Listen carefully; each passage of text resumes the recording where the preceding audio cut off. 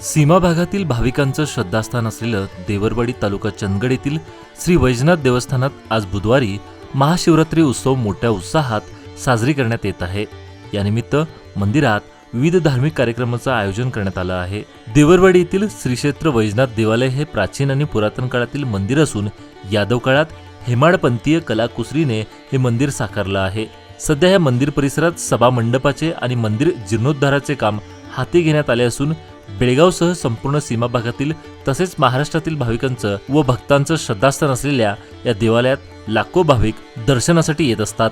आजच्या या महाशिवरात्रीत पवित्र दिनानिमित्त काल मंगळवारी रात्री 12 वाजल्यापासून महामृत्युंजय जप, रुद्राभिषेक आणि विविध पूजा अर्चा कार्यक्रम पार पडले।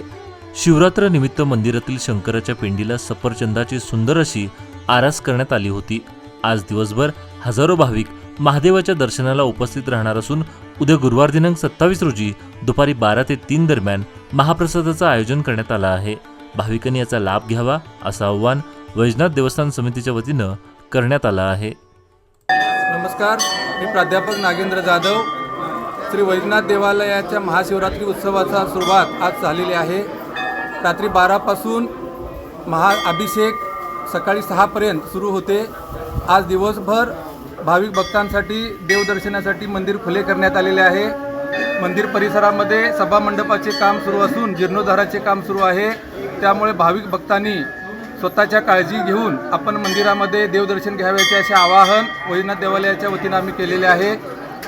हेमाडपंथीय बांधकामामध्ये साकारलेले हे मंदिर प्राचीन असून एक ऐतिहासिक त्याला महत्त्व आहे। जागृत देवस्थान म्हणून महाराष्ट्र सीमा भागातील व कोल्हापूर जिल्ह्यातील सीमा भागातील परिसरामधील बहुसंख्य भाविक भक्त इथं भेट देत असतात।